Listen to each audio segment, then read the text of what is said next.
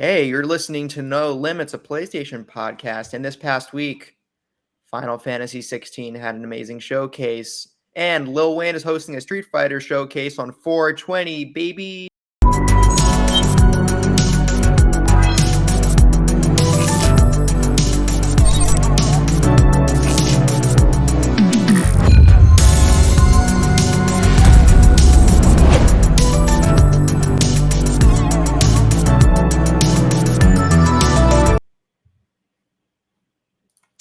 Well, this is going to be delayed because I can't hear my own audio, guys. But wait, Bree, Sam, talk. Hello. Talk? There you go. Okay. I could not hear the intro the whole time. My computer's audio was outputting to another output. So that's great. Anyway, we're not editing that out. We're keeping it in. Welcome to episode 40 of No Limits. And hello, everyone. My name is Taylor, and I'm joined by my co-hosts, Sam and Brianna. Sam is back once again. Thank you, Sam. And I'm sorry. Against all odds, Sam is back. Yeah, I've fought tooth and nail to get here. I've clung. There goes his mic. It's fine. He'll fix it in a second. Give him a second. Keep going. It's not working, Sam. No, that's fine. It's all right. He's a mime. Anyway, remember you can find the video version of this pod over on youtube.com/SaveTheGameMedia every Tuesday. While you're over there, make sure to subscribe to the channel. If you'd rather listen to audio, we're on all your favorite podcast services, and we would love it if you could leave us a review. It helps us grow, and we would love any feedback. If you want to support us and get early access to all Save the Game Media content, head over to patreon.com/SaveTheGameMedia and choose the tier that's right for you. Just like our current patrons did: Bucky Blue, Hopple, Alpaca Tom, Aman, Fabulous Brianna, Brianna's mom, Brianna's brother, Brianna's wife, Nikolai at Night, Cypher Primus, Brendan Myers, Marcus O'Neill, Lillian, Mimi J, The Snack Network, David Hotright, Dave Hart, and the Xbox Expansion Pass. Remember, please go over to patreon.com/SaveTheGameMedia to check it out. You can also check out our YouTube at Save the Game Media and interact with us on the Discord and Twitter at Save Game Media. Links are all in the show notes. How are we doing? Sam.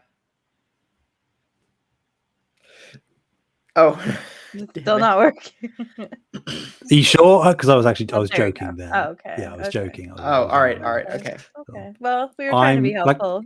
Yeah. It did actually cut out, but then I was just joking then. Just okay. Yes, I am. I'm not doing great, to be honest. I've been, in a pretty rough state for the past 2 weeks. But I am still in high spirits. I've been keeping myself busy as always. And I'm glad to be back. I said just before we start recording, I've missed you guys. So yeah, I'm doing okay, all things considered, but the all things considered is quite sizable. Well, I definitely missed you, Sam. I think that Taylor and I do better when you're here always. But I understand that you gotta do what you gotta do. Also, I feel like you didn't say what you've been playing recently. Oh yeah, of course. See, I've fallen out of the loop. I'm not. I've just got to get back into the swing of it. Yeah. I am playing something I can't talk about. Unfortunately. What games are coming out in the next near future? Hey, don't go sleuthing too hard there. It's a relatively short list. I have been playing it for just over a week. I know what it is. And it is, I'm doing work on it. It's going well. I've put in probably around 45 hours total. And obviously, again, that's not indicative of, and people will probably maybe come back to this once I start talking about it. That isn't indicative of the amount of time it took me to complete it or how long it will take to complete. But I am obviously going through it very slowly and meticulously. Yeah, I've been playing that thing, Redacted. There are a few other things I've played. It's been, again, a few weeks since I've been talking to you about stuff I've played. most things that have gone onto the PS Plus catalog, I've either played or finished and platinumed. I've had a lot of time just led in bed, unable to do anything else. So I've gone through all the Life is Strange games. What else have I done recently? I have done Ghostwire Tokyo. There's Goose probably Game? something else. What's that? Goose Game. I only Yes, said it because I beat that you. is that is correct. Untitled Goose Game. I'm just checking to see if there's anything else because I feel like there's something important that I'm missing. I mean, I can't remember whether I said at the time, the last time I was here, but I have also finished Immortals Phoenix Rising. That feels like an age ago that I was playing that, but that goes to show how long I've been away. I think that's it. But that is obviously a sizable amount, to be fair. I'm going to be guessing the game Sam is playing that he can't talk about is Jedi Survivor. Okay. And I think this is the less likely chance, Lego 2K Drive. Well, okay. It could have been, I doubt it's Burning Shores, because I doubt Burning Shores is over 45 hours. Horizon Forbidden West Burning Shores DLC, I should clarify. So if it's not one of those games, I will be quite surprised. Man, June for games. Whew. So April and May are a bit mid. Right. Fallen Order is the big one. Sorry, Survivor. But once we get June, what? Tears of the Kingdom? Oh, right. Forgot about Tears of the Kingdom. My God. Yeah, just release what is happening? Whoops. I was looking at a PlayStation game. So yeah, we have Tears of the Kingdom in May. But then June, Street Fighter 6, Diablo 4, Final Fantasy 16. Yeah. Within 3 weeks of each other. Yeah. And we've got Suicide Squad, right, guys? we got Suicide Squad on fantasy, baby. Great counter. We did. It's been delayed for listeners who don't know to 2024. Out of the year. Which means we don't get any points on the counter, but we also don't lose any points, which exactly. is... No, that means, but that means X Talk loses an automatic 15. I think it's not X Talk that had it. Oh yeah, it's it's Amon. That's not good because they were frame by frame. Amon was already in the hole anyway. I mean, let's just push him down a little bit more, you know. I don't think he lose points. I think he just gets 0. No, I thought if you pick a game that doesn't release this year, you lose point. If someone counterpicks a game, it says 0 currently on the league. for Amon. Okay. Yeah. Okay, never mind. But I could be wrong. I think there's just different rule sets that you can. We're gonna lose. Yeah, hardcore on Pikmin 4. I am deathly. Let's just not even think about it. It's okay. If we ignore it, it won't happen. We've still got some good ones to make up whatever points we'll lose. So, you know, it's fine. That's true. Okay. Taylor, do you want to go next? Yeah, I didn't. This is yet another week where I didn't play video games. I'm going to finish Ghost of Tsushima. Guys, I wonder if this is like... I wonder if I'm entering a quarter-life crisis here where... Am I falling out of love with video games? Well, I don't think... Not with following video games or talking about them, but am I falling out of love with playing video games? Because I just haven't... I know I like to play games. I love to play games, but I just haven't done it in like a month. Damn. That's okay. It's me. I'm the problem. No, like genuinely, like it happens, right? Like you just like sometimes like hobbies come and go. Like there was a while that I thought like, oh, I'm never gonna watch anime again, and like clearly that's not a thing. So I don't know, just like you're adjusting to a new place. Like give yourself time. Find like if it's really important to you, find ways that you can play. Like for example, like turn on a TV show while you play a Switch game. Like that allows you to like be doing like 2 activities at once, stuff like that. I could do that. All right, bye, Toph. Bye. But yeah, I wouldn't super stress about it. I'm sure it'll come back around. Okay.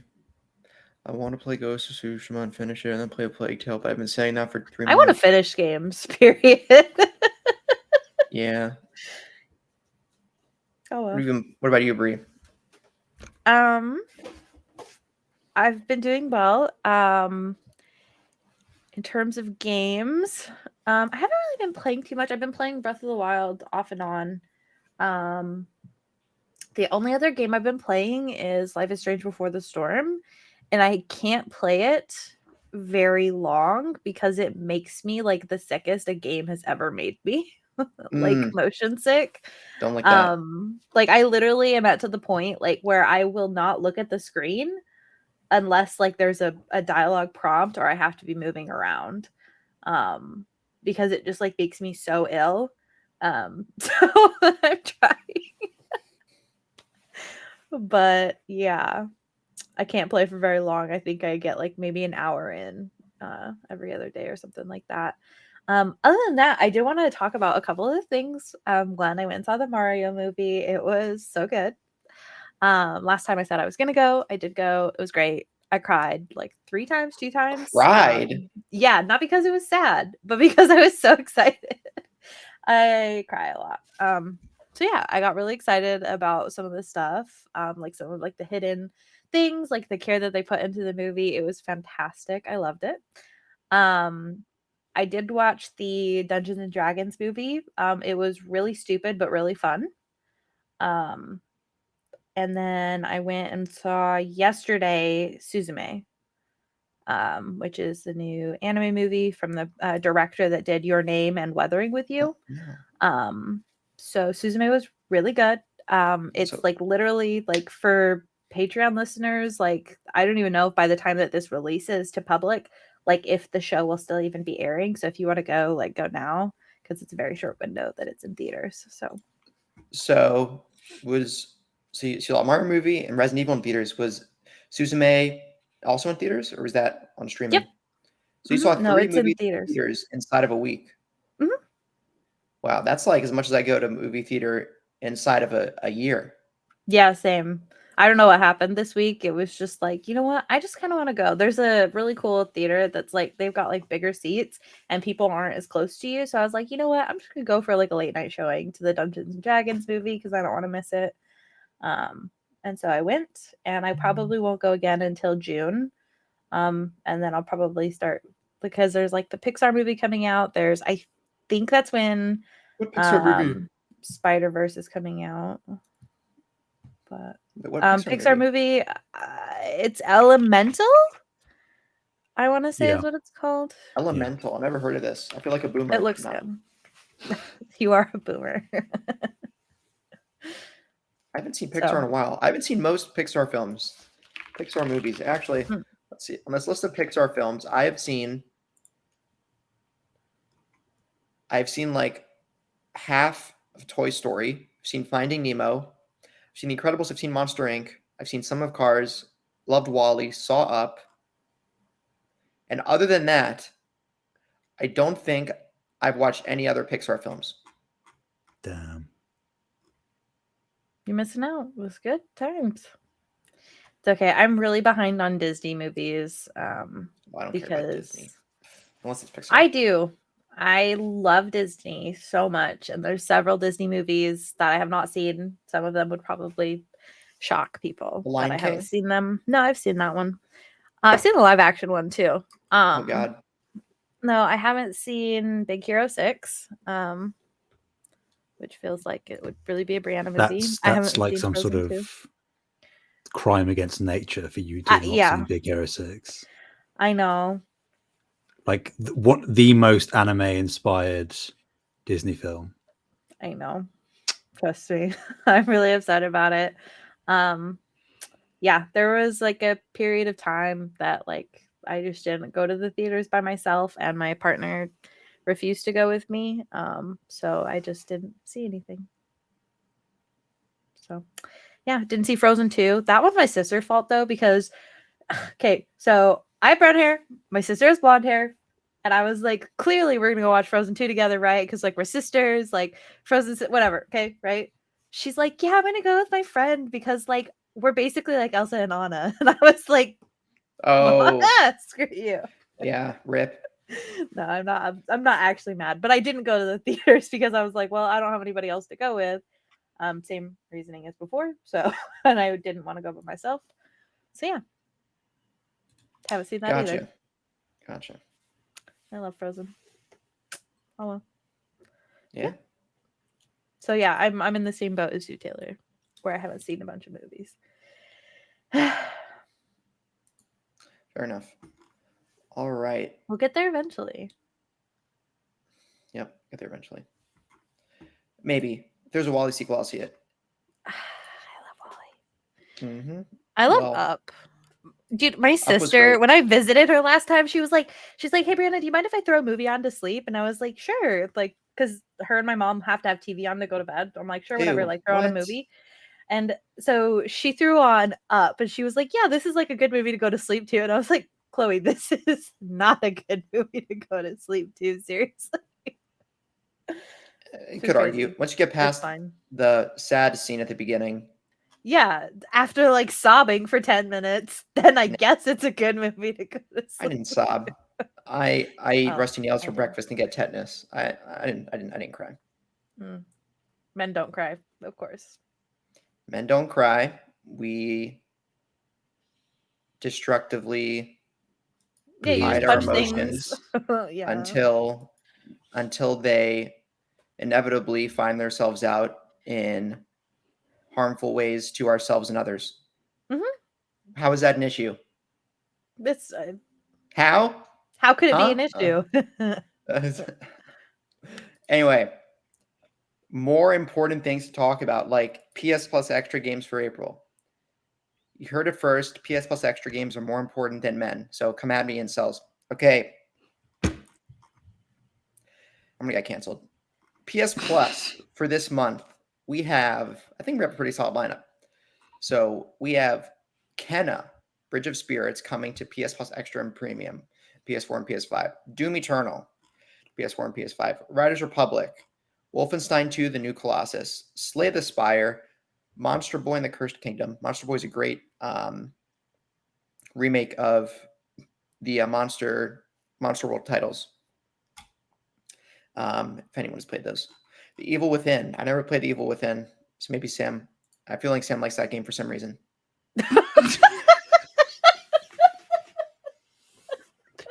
Sam, do you like Evil Within? That's a new insult. You seem like a person who likes Evil Within. So you're correct on that. I wouldn't necessarily say I loved it, but okay. I have played it. All right, never mind. I always wanted to play another game that made me so motion sick. Wolfenstein: The Old Blood, which is DLC for the Wolfenstein: The New Order, where it's you against Nazi zombies. And who doesn't love killing more Nazis? Okay, I thought you were going to say who doesn't love Nazis. All right, no, that's not. Nope. Go to. All right, I'm not going to say that. Anyway. Yeah, actually, go to Jordan Peterson's podcast if you want to listen to that. Bassmaster Fishing, Paradise Killer, Sackboy: Big Adventure. I know this was huge for Kev. Kev really loved this game. I need to play it at some point. So all that is coming to PS Plus Extra. To Premium in their Classics division, Doom, the original Doom, Doom 2, Doom 64, and Doom 3 are all coming. Dishonored Definitive Edition. And that's it. Wow. That's it. If you're on PS Plus, PS Plus Premium, you just get like Doom and Dishonored. Gets a few Doom games and Dishonored. That is. You say that, but ironically, this is arguably probably the best premium month we've had thus far. Really? Yeah, that's what I was just thinking. Because not only in terms of volume of games, because realistically, most months you get maybe one or two premium games. But at least like all of these games are of a decent level of quality. And obviously you've got like Dishonored, which is excellent. Obviously most people have probably played that already, but still at least, and it's not streaming because it's a PS4 title, because it's the definitive edition, so you can natively download it. So yeah, like again, I'm not defending premium. It's by far... It's far away from what I would like it to be, but this is... Look at this fanboy. I'm just kidding. The best it's been. Is it... Okay, I have a serious question. I'm not trying to correct anybody. Genuine question. Is it Kenna? Like, how do you pronounce that? Like, genuinely. It's Kana. Oh, it's Kana. Okay. So I pronounced it correctly. Yeah, same thing I said, Kana. Okay. That is a really tough game. Like, don't let the cute aesthetics fool you. That is ridiculously difficult. You know, it was one of those things where I was like, "Oh, this is cute. It's a bit of a platformer. It's kind of like Pikmin. It looks great. I'm gonna 100% this," and I had to stop because I couldn't. Yeah. Wow, it beat you. It beat me. Wow. It beat me. Those little the little sprites, they're so cute.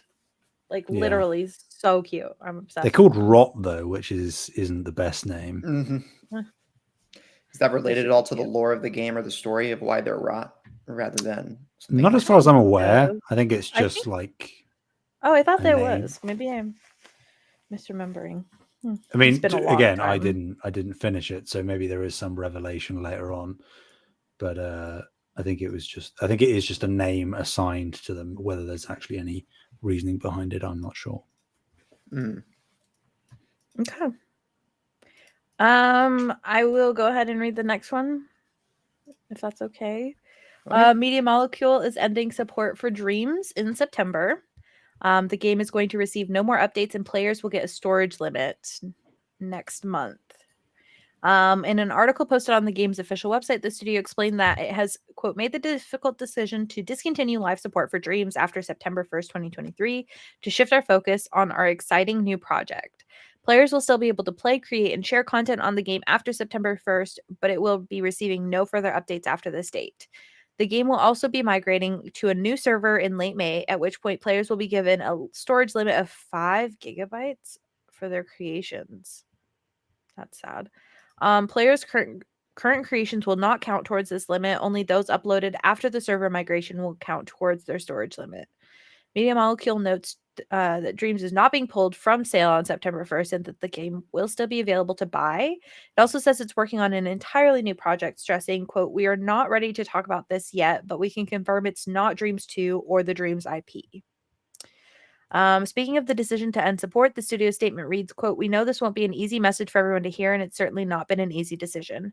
Dreams has been a special product for Media Molecule project, and helping this burgeoning community of game developers, tinkerers, creatives, collaborators, and dreamers grow and express themselves remains one of the best things we've ever done. Thank you for being a part of it with us. We look forward to you joining us on our next adventure. Yeah, that is about it. Weird. Weird. Dumb, stupid, outrageous. It's like there are just so many seemingly easy wins that Dreams could have had over the years that they just never did or capitalized on. Like, and I imagine that now that it's sort of sunsetting to an extent, that it probably will be. But the fact that it hasn't already been a PS Plus title is ridiculous to me. Because the whole ethos and idea of the game is to have an extensive community of people that not only build games but play them. And you know, I love Media Molecule. Their games have never like sold exceptionally well, with the exception of the first Little Big Planet. So it's like, surely getting people into the ecosystem in whatever way you can is more important than the sales of the game, because outside of the initial, launch sales, with this type of game particularly, you're not necessarily going to have any kind of resurgence unless there's a major update or change, which there never has been. But yeah, like I said, I imagine it will be put onto PS Plus in the coming months, so that everybody basically has access to it. In the same way that Astro's Playroom is a PS5 built-in thing. I imagine that they will do it where it is just either everybody on PS5 gets it regardless, or that it will be a PS Plus title. And it will, they used to do it where a PS Plus title was a monthly game, but it was available for multiple months as a monthly game. I can see that sort of thing maybe happening here, or it's just permanently inserted into the PS Plus catalog. The fact there isn't a PS VR 2 version of this game, again, weird choice, because it seems perfect for it. It's sad, but it obviously didn't land exactly the way they thought it would, and interest in it has never sort of had a resurgence. So it is probably, I think, time to move on to something else. Yeah, no, I think it's definitely time. It's just like unfortunate. And also like I totally get putting it on PS Plus at this point, but if they're really going to limit the storage to 5 gigs, like that's kind of like what's the point, I guess, of like putting it? I mean, also what's the point of paying for it if you only get that much for your creations? Like, and I know that that seems like a lot. Like it's like wow, like 5 gigs, but it's when you're making games, I promise like 5 gigs is really like not that much. But is it a lot in Dreams? That's what I'm curious about. I'm sure it is. Like I'm sure it's not like I don't know. I don't know if a you answer that small question. amount, but I also don't think it's like in my head I would say that's probably like 3 games, maybe 4 depending on how short the games are. Just thinking in terms of like actual video games. So that according to cruising around Reddit, apparently the individual dreams are 10 to 30 megabytes.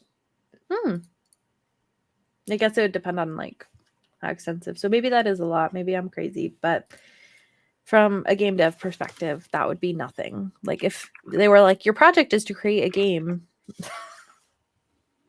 Yeah, I mean, and you I could guess do it, but I guess maybe their idea here is assuming they do put it on PS Plus, which I think is kind of a no-brainer, particularly because they're saying they're not just like killing the game outright; they are just stopping updates. So like letting people continue to play it and build or just play the games. It's sort of like, well, why not put it on PS Plus? I think maybe it might be a case of switching more from with the storage limit, assuming that that is any kind of issue or limiting factor. Maybe they are just like, in Dreams there is already this massive library of user generated content, and if you want to try it you can, and you can still build like little smaller experiences, but because we've turned off active support of the game, you can't do these massive things anymore, but you can still access ones that were already built, if that makes sense. Just how more long about do you think that they're going to accessing the support library.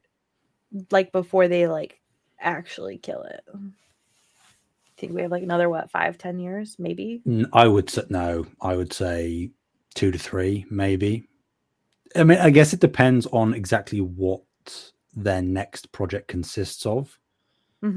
Because if that is also sort of server intensive and requires a lot of attention, and that might exacerbate and sort of expedite their culling. If it's something completely different, which it could be, Media Molecule, not that they're going to come out with like an FPS or anything, but if it is like a different type of game that's less creatively focused, maybe the servers can run a little bit longer for Dreams, but I wouldn't bet my money on it. Yeah, for sure. Guess moral of the story is play it while you can. Yeah. And speaking of playing something while you can, I will just clarify something we didn't touch on in the first story. There are a number of games leaving PS Plus. This is true. Actually, yeah. So we may be gaining Dreams soon, but there are some stuff that you're losing, including like what 3 or 4 games. 41 games leading between April and May. Yeah, it includes a variety of games, including Naruto. Naruto. No, these are only living in the EU. Never mind. Of the 9 games. Oh yeah. No, who cares about that? Let me back up. There's quite an extensive list that I've seen. At least, I mean, I don't know whether it's dependent on region, but there are like 20, 25 games leaving. Most of them are not like, I'm not going to say smaller, less important games by any means, but Marvel Spider-Man is leaving PS Plus Extra in May. That's the big one. That's the big one. Both Spider-Man and Spider-Man Remastered / Game of the Year Edition, whatever it's called, that's leaving. I assume the logic behind that is that as we get closer to Spider-Man 2, there may be a resurgence in people wanting to play the game, and therefore they're trying to sell it. They're trying to sell it again to get more, another wave of sales. Kind of irrelevant, because if I would wager that a majority, I'm not going to say a vast majority, but a majority of people that have PS Plus have likely at least tried Spider-Man. Just because of its massive profile and being a very well received first party title. So it's weird that they didn't just keep it on PS Plus no, they wouldn't have done that. I was going to say they might have like boosted it up to premium to incentivize people to pay more to play it, but that would be scummy. I mean, technically what they're doing now, it might be scummy as well, but it's the less scummy of the two scummy options. Yeah, it's weird that they didn't just keep it on PS Plus, because people that haven't played Spider-Man yet would then be buying into your subscription service to play the game, or buying it outright. But either way, you're still getting money. So it's you're kind of cutting out the middleman. Actually, no, you're adding in a middleman for no reason. So it's a bizarre move. I'm not quite sure exactly why they're doing it. The logic is kind of there, but it's still also not. It's weird. Yeah. So play it if you care. Play it before May. If you haven't played it already. Yeah. For those that care. For the maybe 2 of you in the world that haven't played Spider-Man yet, play Spider-Man. It is. Bree hasn't.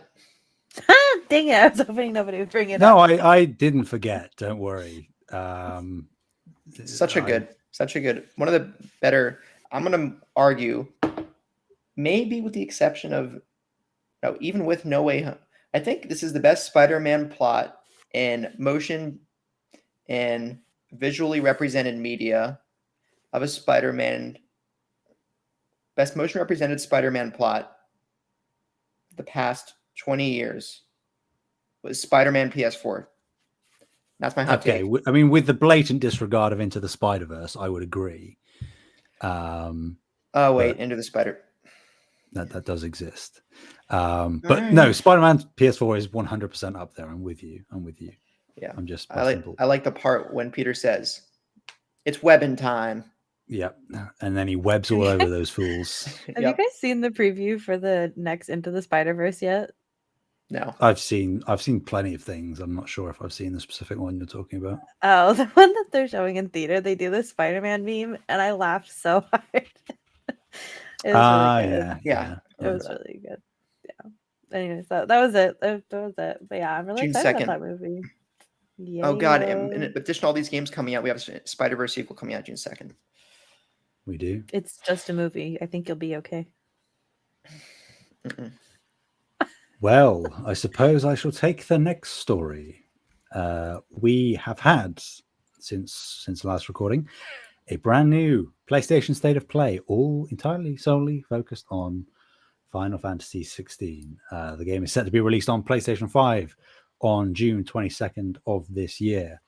And within this State of Play presentation, we learned about the game's world, we learned about combat, and the icon battles, and then a few more little tidbits here and there. But it was around 20 minutes of gameplay interspersed with various cutscenes and descriptions of in-game mechanics. There was a specific emphasis in terms of the icon battles, talking about how each encounter was going to be mechanically different, or at least presented differently. There was mention of a 3D scrolling shooter to a heavyweight wrestling match. I mean, that second one makes more sense, but 3D scrolling shooter, my mind went to Nier, and I was like, well, how is that even slightly going to fit into? But apparently it's there. It's there. Nier does it really successfully, where it like flips between like all of the different kinds. That's what I mean, but it's like mechanics, in my head that doesn't quite fit a Final Fantasy game. But clearly, this is maybe stepping out of the comfort zone in terms of Final Fantasy games. We learn about Torgal, which was a highlight for me. He's a dog companion for Clive, your player character, and he will always be with you, and you can issue him commands and give him treats. As a dog owner, I am very happy about this. I love dogs. I just hope that nobody hurts the dog. You can pet him, right? Yeah. Let's hope that Torgal doesn't die, because that will actively destroy me. Well, then you just go John Wick, right? That's the whole. That is true. I will just kill every single NPC in the game, whether I'm able to or not. I will make it my mission. The other thing I'll highlight before opening out the discussion is that there was a really keen emphasis on accessibility, and not just in terms of accessibility features that you would expect in various titles nowadays, but actually in-game items that can modify your gameplay experience to make it easier in a variety of different ways. The article that I'm reading from IGN specifically highlights the Ring of Timely Focus and the Ring of Timely Strikes, which will slow down time when you are attacked, respectively. And then Timely Strikes is sort of,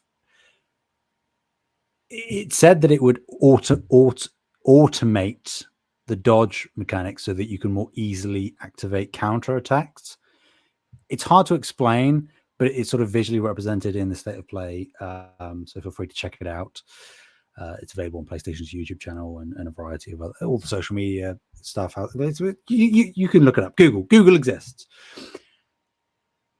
I'm going to say it, people. I'm going to say it. It's correct.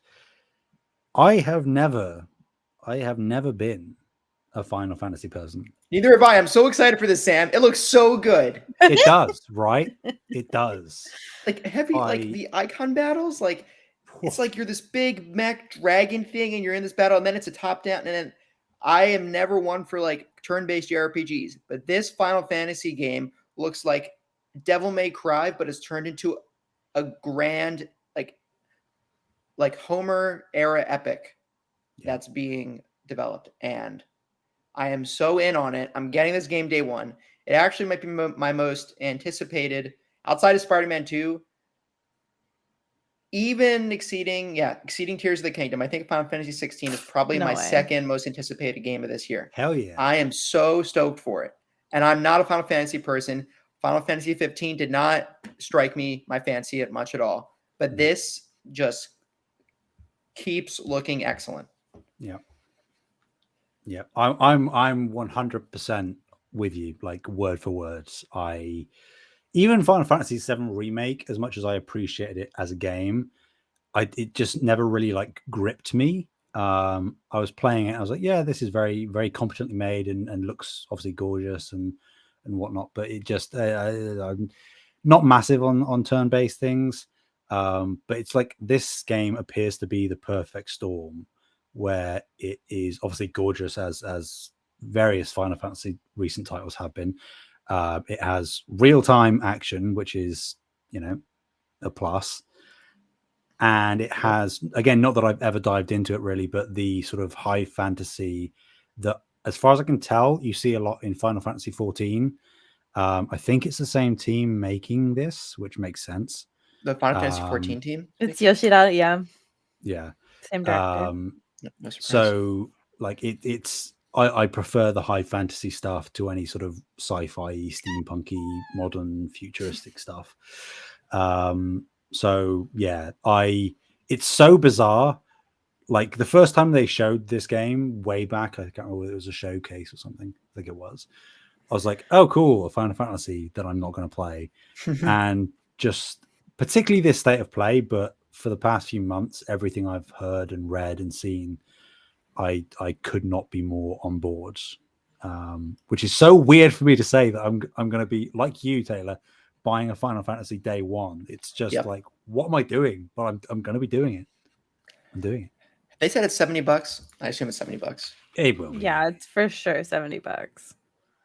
But you're telling me it doesn't look worth it? Oh, I think it looks worth it. I'm just yeah. It's on PlayStation Store for $70. Yeah.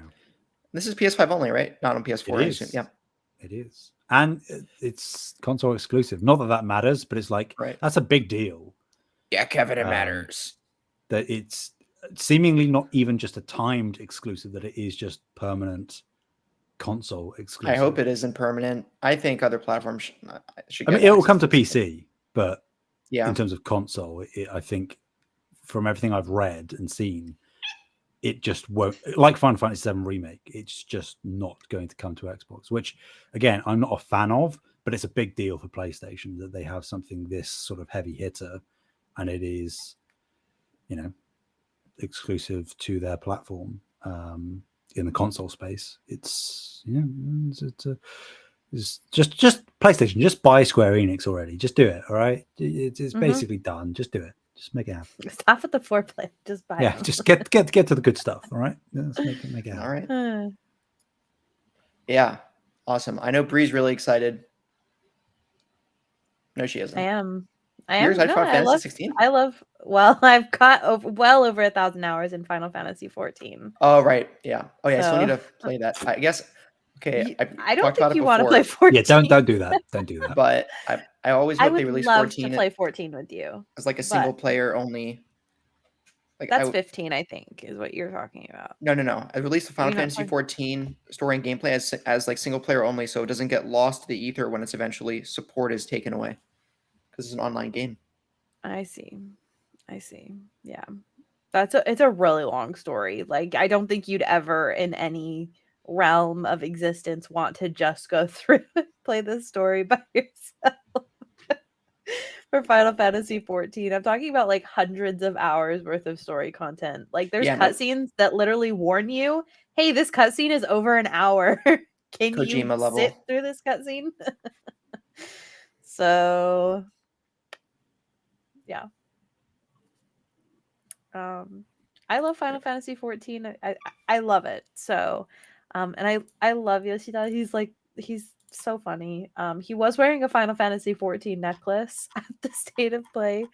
No kidding. Which I love. Yeah. So if you ever just want to see something like really fun, like just go watch like the past like announcements for Final Fantasy 14. He's always doing something crazy. Like he's always like singing like with the band or like doing something off the wall. He's just like a really cool guy. So I think that 16 will be really good. I'm very excited about it. I did not watch the State of Play very purposefully. I didn't even open the article beyond to link it. So I will not be watching any of this. I will just be going in. So Awesome. Hell yeah. All right. Next up, I couldn't make this story up if I tried, but I'm so excited it's real. Lil Wayne is hosting a Street Fighter 6 showcase on 420, which is just 4 days from recording. If you're on public feeds, 2 days from you hearing this on Tuesday the 18th. So Street Fighter 6 just right a few months away, coming up in June, and fans can tune in for a new gameplay showcase on April 20th. That's hosted by rapper Lil Wayne. The 420 event will feature more details on Street Fighter 6's World Tour, Battle Hub, and Fighting Ground modes. And we'll conclude with, quote, some big news at the end of the show, according to Wheezy himself. I don't know what that'll be, but according to PlayStation, the showcase will be around 30 minutes long, and it'll start at 3 p.m. Pacific, 6 p.m. Eastern, and that's on Thursday the 20th. And since it was revealed last year, Capcom has released a steady amount of info in the next chapter in Street Fighter. And not too much has been said about this game's new Street Fighter 6's new modes in comparison to its gameplay mechanics. But yeah, one thing they did confirm is that they're focused on building your skills as you compete on the global stage, which is what I would assume would be online play. World Tour allows you to train your avatar and face off against maybe not. World Tour allows you to train your avatar and face off against Street Fighter Legends. The Battle Hub is a virtual arcade where you can challenge players to a fight. And Fighting Ground is where you'll polish your skills, which I would assume is the Fighting Ground is the training mode. And so far, 2 closed betas for the game have been held, and a leak early from this month has suggested that a global open beta is coming soon. I think that would make sense considering will be a heavily online-centric title. What? All right, sorry guys, I'm getting invaded by my cat. And Street Fighter 6 once again is coming to PC, PS5, PS4, and Xbox Series consoles. So, yeah. Cool. The Are you news guys gonna is watch going to it be or? no. I'll look at some highlights. The news will be that Lil Wayne is a playable character. Playable character. In Street Well, Fighter. if Negan from The Walking Dead can get into Tekken, Yeah, anything's possible. Do you know that, Bree? Yeah. No. They're like those special characters that are just in. The Walking Dead stressed me out too much. Or wait, is it in Mortal Kombat? Whoops. Did I get that messed up? No, I think you're He's right. in there. Yeah, I think you're right. No, he's in there. Okay, phew. Yeah. Why else would Lil Wayne be hosting it? Marijuana advertisements? I don't know. You're not. I mean, you're not wrong. You're not wrong. Not that I imagine they'll let him light up a blunt whilst hosting this. Why not? It's 420. I guess depends on where it's being hosted in that's in true. America, right? Yeah, that is true. So yeah, no. My guess is California, but probably. Yeah. I mean, it's great for Street Fighter people. We're glad we've got it on our Fantasy Critic, but none of this ever going to do anything for me because I'm just not a fighting game person. So yeah, not overly interesting to me personally, but I like that they are not only doing this showcase and continuing to sort of highlight the game and build hype for it, but also that they're just being weird with it, like lean into it. Again, that sentence that you read, Taylor, is one of the weirdest things I've heard in quite a while, but it's happening. Why? Who knows? But it's happening. And that's cool. That if anything is going to make me pay attention, it's something like that. Yeah, for sure. That's what I was thinking. I was like, I'm not into fighter games, but like, what a way. You've piqued my curiosity. I've never celebrated 420 one of these days. Oh. I mean, yeah, you're gonna stay where you can do it. So am I. So there you go. Yeah, I was about to say, wait, so are you? But anyway, I know Bree's really excited to talk about this story. I am. There's a reason why I'm excited about it. But yeah, watch it come out tomorrow that Miyazaki did something horrible and he's a horrible person. And then... That would be awful. And to be clear, not Hayao Miyazaki, Hidetaka Miyazaki. Just to clarify. Hayao is from Ghibli. Ghibli. What is it? No, you just keep going. It's Ghibli. It's Ghibli. I knew it. It was Ghibli. No, right? Yeah. Which one is Bree? Every time I talk. So it's named after a he really likes planes. That's why planes are featured a lot in his film. So it's named off of the plane. It's the Ghibli. So. Oh yeah, I was right. Let's go. Okay, sorry. Okay. So Hidetaka Miyazaki was named one of Time's 100 most influential people of 2023. The reason I want to read this article, there's a blurb written about him, and the blurb was written by Neil Druckmann, which is the weirdest intersection of the internet, and I love it. So it says, the first time I played one of Hidetaka Miyazaki's games, I was miserable. I kept dying on the first enemy over and over again. But when I slowed down my approach, paying attention to the details, it all of a sudden clicked. I managed to defeat the game and advance further into the game. I earned my progress and felt a sort of rush. As I moved forward in the game, I was much more deliberate, careful in how I explored the world. And in return, the world rewarded me with tension, beauty, and surprises. That's why Elden Ring, his massively popular 2022 hit, is a great ambassador for video games and the unique feelings they can affect in the player, feelings that a passive medium, excuse me, like TV could never recreate. Miyazaki's games make the player feel accomplished and smart, and it's all thanks to his and his team's uncompromising approach. He refuses to over-explain the mechanics or the lore, but rather puts his trust in the player to figure it out on their own. I liked that. That was it. So basically, what I'm reading from this is that PlayStation is acquiring From Software. Yes, and then we get another Bloodborne. Don't do that to me. Don't give me hope. Don't give me hope. We're getting another Bloodborne. I don't know what to tell you guys. I don't think it's happening. What are they going to do? Another Sekiro next? That's not happening. No, I just wager they're going to keep going with new IP. So somehow this all comes back to that. We're speculating about Bloodborne. Yeah. Yeah, it always comes back. Just like in the way I Hate My Friends comes back to food, we always come back to Bloodborne. It finds a way. Yeah. I was literally just about to start. Okay. Sometimes Disney songs hit, and that's what just happened, but it's okay. Lion King 2, for anybody that was wondering. Yes. Yeah. This is cool. I'm glad he's getting the recognition that he deserves. And obviously, he is sort of the figurehead, but credit, as always, goes to every dev at From Software for how they've completely obliterated the structure of the industry and reshaped it in a good way.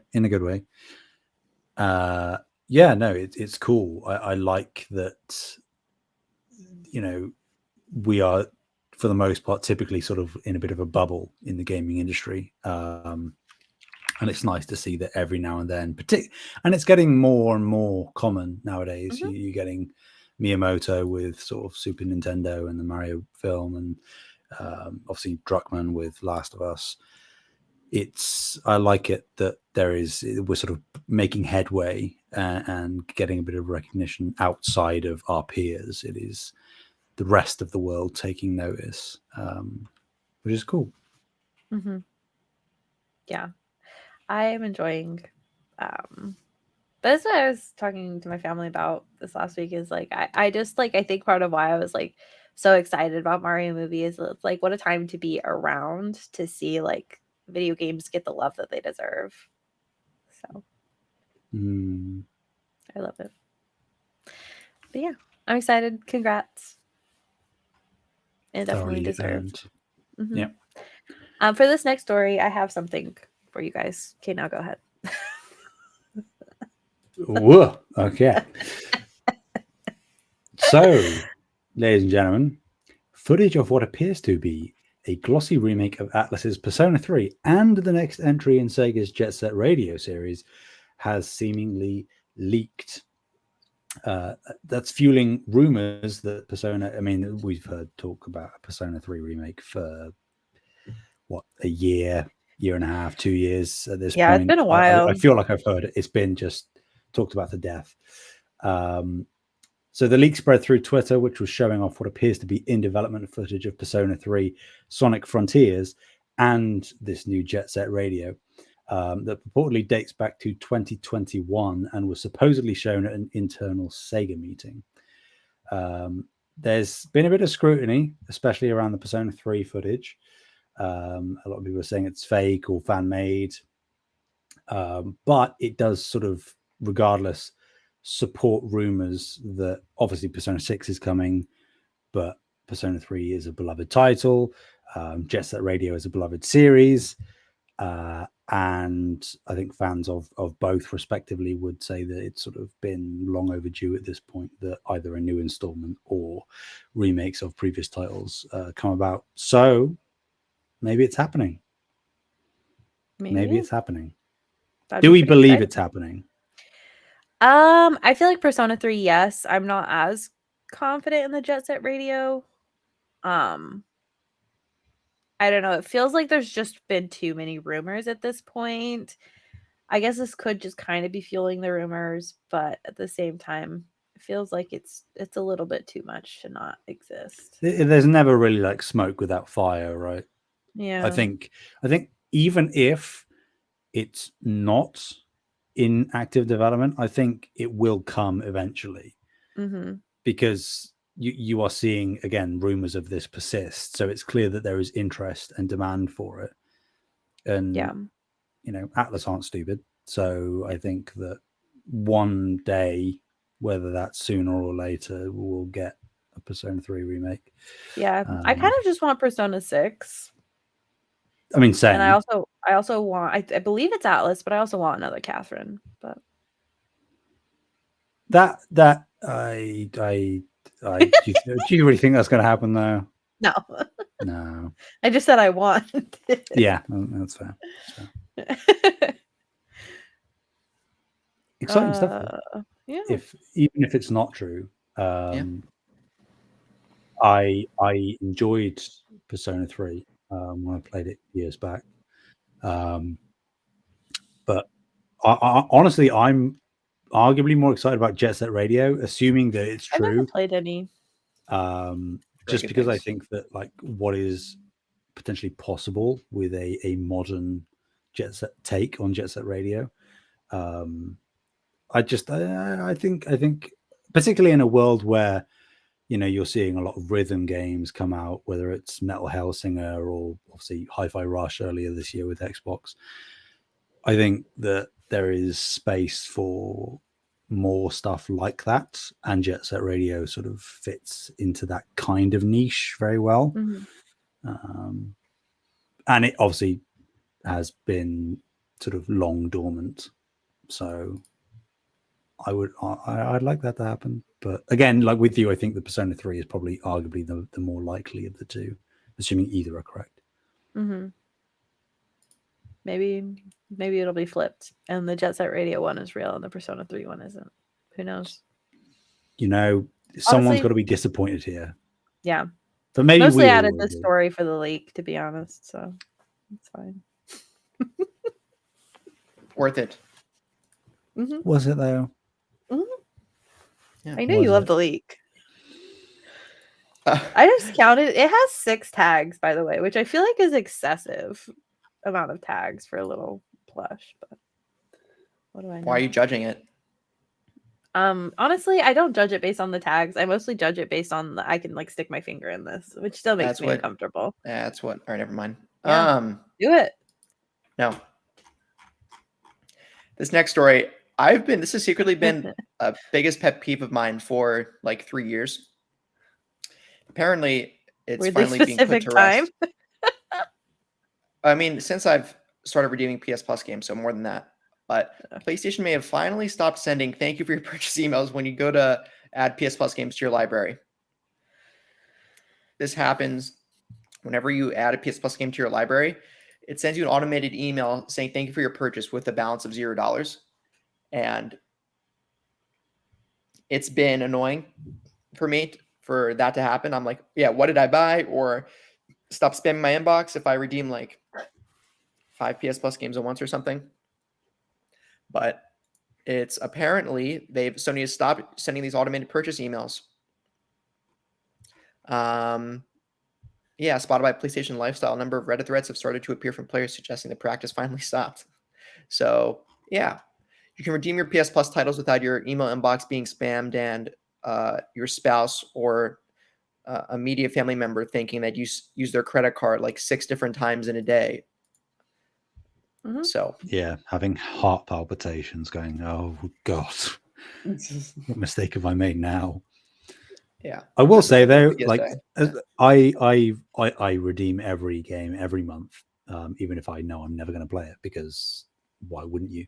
Because that's on Essential that is, right? Because like Spider-Man's leaving extra, so once that sure, yeah. I haven't got the entire PlayStation Plus catalog redeemed, but like the monthly games that come out, I always redeem them. Because you don't have to download them, you can just redeem them, and then you can download them whenever you want, even if you know you're never going to. So yeah, I haven't been receiving emails of that sort, which is refreshing. But I will say, and I guess it does still kind of make sense to do it for this specific situation, but also similarly not. Whenever you redeem other free content on the PlayStation Store, I am still getting emails saying thank you for your purchase. So like whether it's free DLC or the PlayStation Plus exclusive packs and stuff like that. Like literally, like if total equals 0, don't send email. Yeah. I mean, again, it's like first world problems, right? We're like, at the end of the day, is it really that big of a deal? No. But it is something that is like seems easy to rectify and just hasn't been. But hey, we're taking steps in the right direction. Sure. Particularly when it comes to like redeeming these games, because when you see that thank you for your purchase, I'm always like, did I click the wrong button and I actually just purchased the full game? Yeah, that's why I usually don't try to save my payment info if I remember not to, so that I don't accidentally do that.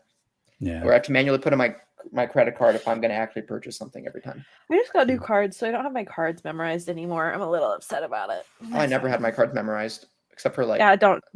It's really bad for online shopping. Okay. But now I don't have any of my cards memorized, so it's fine. Until I memorize them again. I have my library card number memorized. There you go. Just in case I forget my Salt Lake library card. Hey, you never know. When you're visiting, I need to take something out from the library and then ship it back to that library. It's true. Alrighty. You guys ready for this last and most important story? Yes. Shuhei Yoshida is now a PlayStation Star's digital collectible. He's so cute. Yeah. Okay, Bree. I love this picture of him. It's the best. So he's been added to the loyalty program as a digital collectible. This was definitely written in the UK because of the spelling on these. Anyways, a bobblehead version of the PlayStation Veteran can be unlocked simply by playing one of the 6 games he recommended. They are A Space for the Unbound, Before Your Eyes, Cult of the Lamb, Neon White, Sifu, and The Night Witch. So yeah, go ahead and get that collectible. I am probably going to go get the collectible because he's. What do you want, Toph? I love it. I've already got him. I've already got him. I kind of want to check it out. Interesting. He's sat on my completely useless digital shelf. I will never look at it again, but he is there.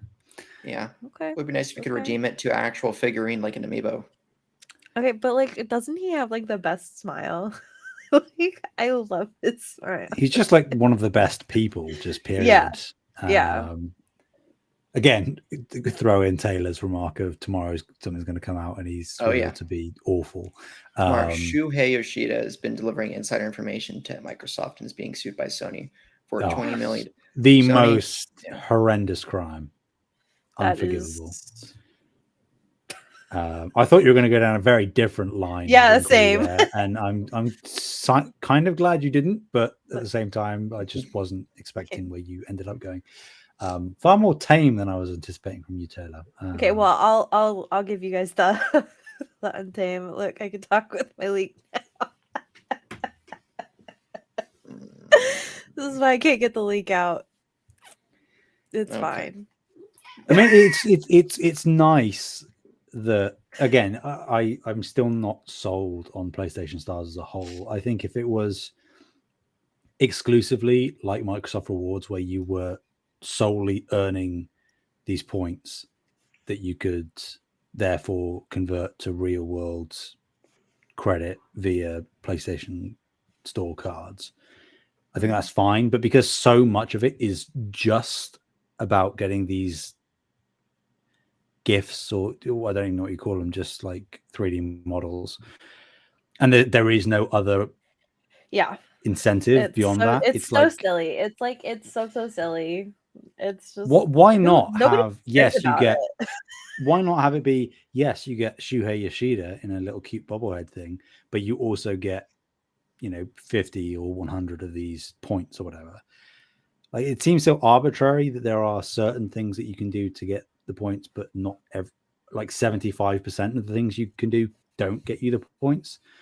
And it's scummy as well that the one thing that will consistently get you points is buying a full price game from the PlayStation Store every month. What does, like, the points don't even do anything. Well, I mean, you can trade them in for PlayStation Store credit. Yeah. Oh, okay. I thought that it takes a while to rack them up. Yeah. I don't know, unless you're buying. I think there are actual. I'll pull up PlayStation Stores whilst I'm talking. I think there are actually like a list of games that you can just straight redeem from PlayStation Stars if you have the points for them. Let's see. Yeah, you can redeem I mean, I'm obviously reading from the UK, so you can redeem for 1,250 points. You can get £5 worth of funds, or for 5,000 okay. points, you can get £20 worth of points. Mm. But you can redeem Neon White, the full game, for 6,250. The Quarry you can redeem for 17,500. Oh my god. It Takes Two is 10,000 points. Hades is 6,250, and then you can do Sekiro for 15,000. What makes the Quarry worth so much? I don't know. Above don't like know. Sekiro? Like, come on. I would say all of those Why? games are better than the Quarry, and they are all worth considerably less, except Sekiro. But I mean, that's what, 2,500 points. Which again, if you're looking at that, that's silly. between the £5 and £20 redeem cost for the wallet funds. It's bizarre, but it's nice that he is the first person. Are we going to get more? Are we going to have a Jim Ryan one? Oh boy. Are we going to have a Herman Hulst one? I mean, are we going to have Mark Cerny? Yeah. Oh, yeah. That's a shout. That's a shout. It'll just be him hugging Knack. you have a Greg Miller one. Reggie Fils-Aimé. No. Shigeru Miyamoto. Phil Spencer. Tim We're Schafer. going to have a Miyamoto one. Gabe. Miyazaki. Oh my god, you guys. Who else are we going to have? We're going to have Neil Druckmann. That would be kind of cool, actually, having like different game directors. Not that there are many memorable Cory ones. Barlog. Yeah, like a Corey, a Neil. You could maybe even go like a Brian Intihar from Insomniac. Again, not that he's like super big, but and have their digital collectible be related to one of their titles in some way. So you'd have like Neil Druckmann with a golf club. You'd have no, I think that would be neat, because if you're doing this to like honor PlayStation royalty, or however you want to phrase it, which is supposedly the whole point of PlayStation Stars, that it's all about the legacy of PlayStation and stuff. Do that sort of thing. Honor your creatives, rather than just giving me some random tree model, which is weirdly what 75% of them are. It's just weird random things. There's a bowl of noodles that I have on this shelf, and I don't know why. Why do I have a bowl of noodles on this shelf? That's not PlayStation. Because like obviously it's like send your nudes. Oh god. Wow. That's what it's for, yeah. That was a sharp turn there. But it worked. Yeah, that's every time somebody says noodles, that's what I think. Well, Shuhei Yoshida better check his DMs after we finish recording, because oh boy, am I going to have a treat for him. Oh god. You sure you want to say that? Oh yeah, caught it live. Not live. But he like never checks your DMs ever. Yeah. He's like, definitely not checking my DMs now. Or just leaves it on red. You know, that's the worst thing. I hate being left on red, especially when people do it on purpose. Oh, it makes me so mad. Yeah, like when I do it to our Snap group. No, actually, Sam's the main culprit when Sam it comes leaves to leaving us on red. Yeah, I don't use it. No, I don't mean, at least I open them. You know, at least I actually look at them. But I don't do that shit. You know what? I don't do it. You know what my cousin sends me photos of? Literally, she will send me photos of the ceiling because she doesn't want to take photos of stuff. But at least she's replying to me. I do that. There was someone on a dating app I was talking to, and then I wasn't. If they kept snapping me, and I'm like, I wasn't really feeling it. So eventually, I just started sending photos of my keyboard, and she was like, "Is that your keyboard?" And I'm like, "Yeah." And then she stopped talking to me. I'm like, "All right, good. Objective achieved." Why didn't you just say like, "Hey, I don't feel like this is working out"? I was about to, and then I sent a picture of the keyboard, and then she just stopped sending messages. I'm like, "Okay, this is less work for me." Sure. I'm usually not that petty. It just happened to work out in the situation. I didn't realize keyboards were so offensive. I think my keyboard's pretty sexy. Yeah, I had like $150 keyboard. So Wow, mine's 40. Therefore, I'm inferior to Bree. Mm-hmm. That's true. No, that's not how it works. My keyboard is dirty though. I'm really bad about cleaning it. But yeah, I have like it's like got a whale on it and like a bunch of fish and stuff. It's really cool. There you go. True story.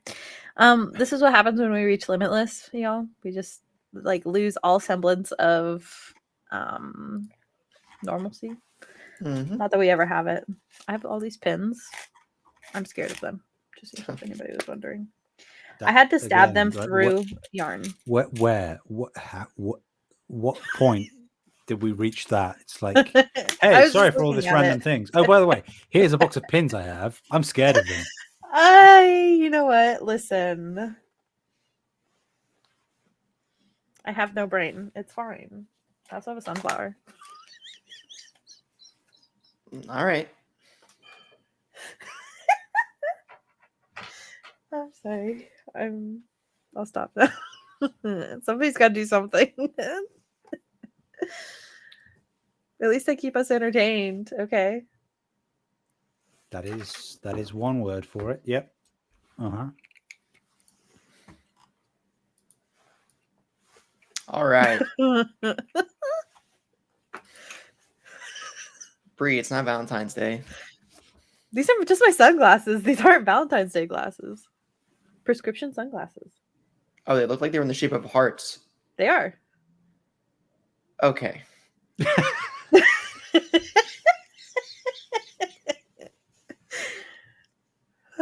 Okay.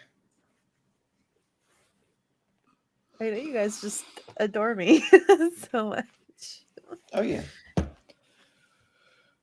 Anyway, on to Limitless. I don't know what we're going to do for Limitless this week. I think we should do either the second one or the fourth one. I don't even know the names of the songs in the Ragnarok soundtrack. You know, it's really easy to look up, right? No. But I have to listen to each song individually to know which one I'm thinking of. Okay, so you'll have to do work for that. Okay, then let's do the fourth one. Okay. So or suggest something else. All right. Thinking. Do you think we're going to get Astray too? Question. What game did you really enjoy that everyone else hated? Ooh. Or not hated. I don't know. The game that you really enjoyed, and that was the unpopular opinion. I think for me, that was Last Guardian. I loved the game, and everyone was like, it's mid. I thought it was like that over time that game has become like a historical classic. Oh, I thought it was top tier at the time, 2015. Was it 2017? Maybe I'm anyway, wrong. Maybe 2016, around there. But yeah. I'm trying to think of game that I played. I don't.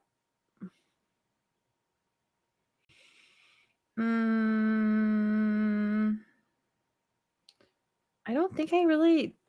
Oh, The Calling?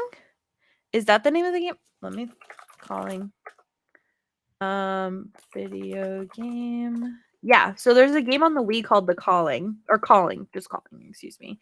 It's a pretty terrible game, but like it got like really bad reviews, and I really loved it, like a lot. It's just like this ghost game. And it has like this really weird plot, and it utilized the speaker and the Wii controller, and it like scared the shit out of me because Sorry, it was The Calling or The Calling? No, just Calling, and it's on the Wii. It looks like it reviewed poorly on like I think like IGN gave it a pretty terrible score, but like user reviews seems like everybody kind of agrees with me. But yeah. It was really good. There's like, for example, like one of the areas that you hang out in is like a Japanese high school, and you're on the 3rd floor, and like this person calls you, like this ghost calls you from the 1st floor and is like, I'm going to come and kill you. Great. And like, but it calls you on the Wii remote, and it's like really horrifying. It's a really good game. I enjoy it a lot, or I enjoyed it. I'm sure it does not hold up.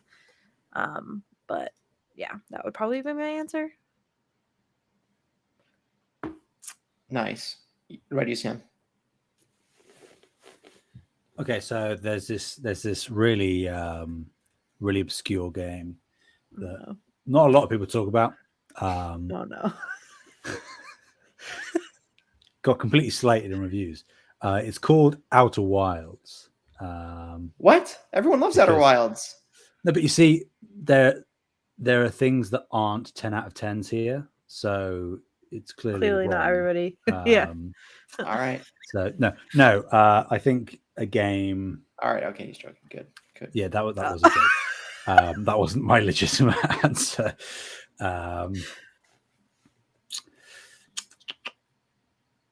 I don't necessarily have one specifically, but there are a couple that I can shout out. Okay. I would say, what was it called? Maquette, the puzzle game that had, what was the actress's name? Bryce Dallas Howard. It was free on PS Plus like 2 years ago. Didn't review like horrifically, but a lot of people sort of again thought it was quite mid. I thought it was great.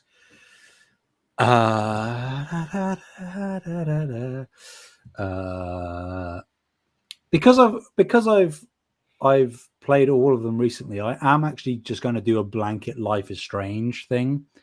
Obviously Bree is saying she was struggling in terms of motion sickness, but I think it's making me so sick. Even talking about it makes me sick at this point. Particularly the both the first season and Before the Storm, because True Colors reviewed well, deservedly so. But I think, again, not that they did bad, but it's sort of, I guess I'm viewing this more because I don't have a specific answer in terms of like underrated or overlooked things, more so than actively bad that I think are good. Mm-hmm. And there was another one that came to my mind. Why am I not thinking of it? Chicken Please. No, not Chicken Please. No, the best game of all time, of course. More at the chicken. Yeah, I was expecting you to say that. I'm not gonna sink to that level, you know.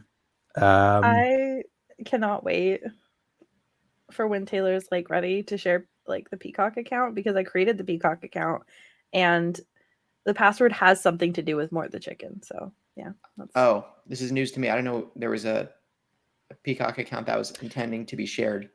My actual answer, I just remembered it, yeah, and I can't believe that sure, you're right, I didn't think of it immediately. My actual answer is Marvel's Avengers.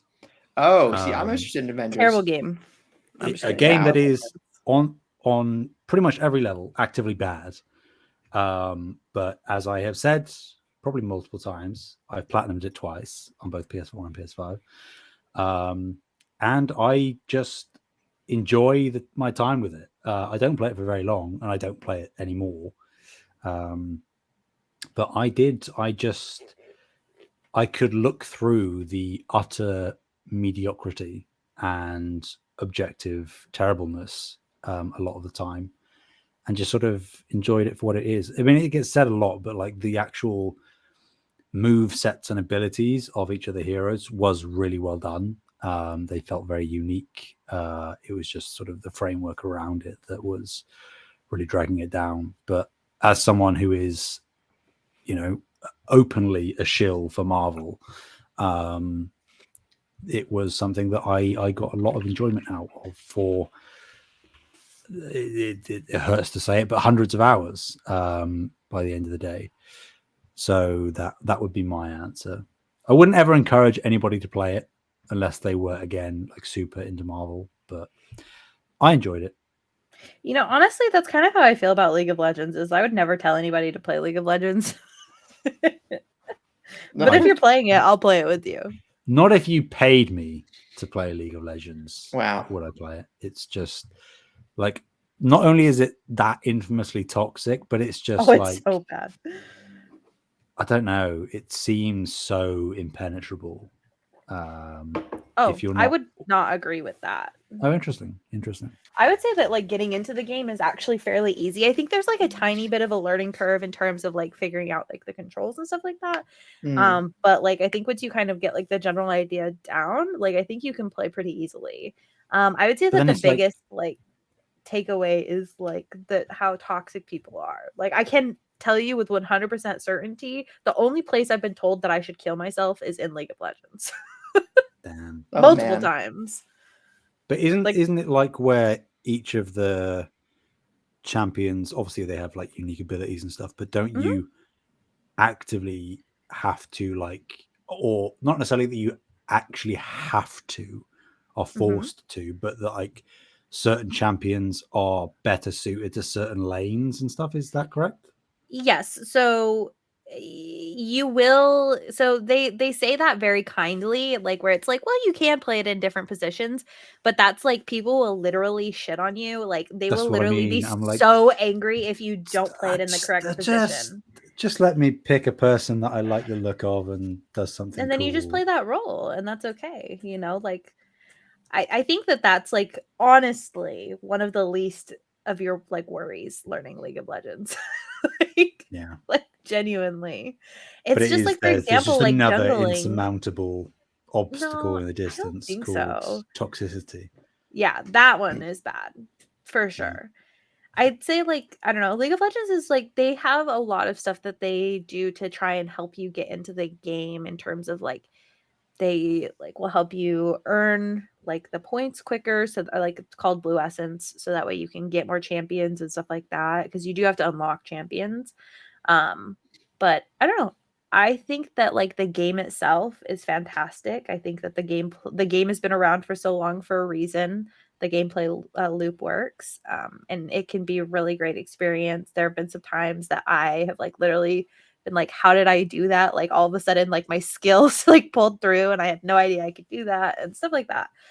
But in terms of like dealing with the toxicity, until Riot addresses the issue fully, I don't think that I can recommend people get into it. They are trying to do stuff to fix it, but it's just not there yet. So their original fix was, well, we'll just reward people for being nice.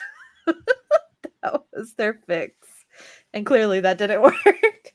The biggest problem, honestly, is that a lot of people think that part of the fun of the game is being toxic. It's like the shit talking. But what they don't like, what I feel like people don't realize is that like when you're shit talking, like the person on the other end of that may be having a really terrible day. And like that is what like kind of makes their day worse. You know what I mean? So it's like, just like, I don't understand. Like people just play the freaking game. Like you don't have to even talk to people. I don't know. Drives me crazy, but this is why I don't even want to like touch games with voice control, because every time you get on the microphone, just mute it all. Mics, it's well, yeah, and then you can't mute it because you have to be able to hear, especially like when you're like people are like, okay, we're gonna go around over here, like they don't type it out right, they say it because like you're moving quickly. Just don't communicate, and then I can't say anything back because as soon as I do, it's like, oh, it's a girl. Get a voice modulator and make yourself sound like The Rock or something, and you're like, "What'd you say to me?" Or make it a Batman one. It's like, I'm Batman. Yeah, I'm Batman. Shut up. Your mother didn't quite sound like The Rock there that first time. Yeah, right. It's fine. I appreciate the effort. One. Or make it Matthew McConaughey and be like, no, I want Snape. No, Potter. No. Oh, no. Be like Snape. Potter. And was Snape gay? No. Why did I hear something about Snape? And I'm like Snape's gay. I think he is like very widely accepted in the gay community as like an icon, but he's not actively gay. No, yeah, queer icon for sure. Yeah, but famously honestly, in love with Lily Potter. Yeah. Yeah, it sounds like a him problem. Wait, didn't he hurt, or was he somehow involved in like Voldemort? And there's so much happening right now. I don't think this is the time to be getting into Harry Potter lore. Did Snape have a relationship with Dumbledore that extended beyond the bounds of a professional one? No. I mean, he killed him. Spoilers. So no, not really. Okay, but You sure they weren't just pranking him? Psych. Was it prank? Pretty sure no. I think Almost 100%. Show me his death certificate. I think they're trying to like say I don't know for sure. Don't hate me. I'm pretty sure Dumbledore is gay. He is, yeah. Okay, yeah. There you Yeah. go. That might be where you mixed it up. Dumbledore is dating Snape. No. No. Age difference is wild there. Snape is dating Hagrid. That is also a no, unfortunately. Okay. Hey, Snape could be bi. We don't know that for sure. Bicon. But he Snape was is dating positively Lily Potter in love and with a Hagrid. woman. So Yeah. Polyamorous relationship, maybe. hey, anything's possible. Anyway, thank you all so much for listening to episode 40 of No Limits. You can find us on youtube.com/SaveTheGameMedia, Twitter at SaveGameMedia, and don't forget to check out our Discord and our Patreon at Save the Game Media. Where can people find you, Sam? People can find me on Twitter at Sam Heaney. That's Heaney. All right. And you, Bree? People can find me at Fabulous Brianna, Breanna. All right. You can find me on Discord and Mixer and MySpace. And wow, LinkedIn as well. Can people find you on Spotify? I hope people don't find me on LinkedIn. People can find me on. No, you have Apple Music too, huh? Yeah, Apple Music. I have Apple Music as well. I actually have both, but I mostly use Apple Music. God. Okay. Anyway, guys, we should get off air. I have to go water my cacti and do other important things. That sounds like a euphemism. Okay. Until next time. Thanks, everyone. Bye.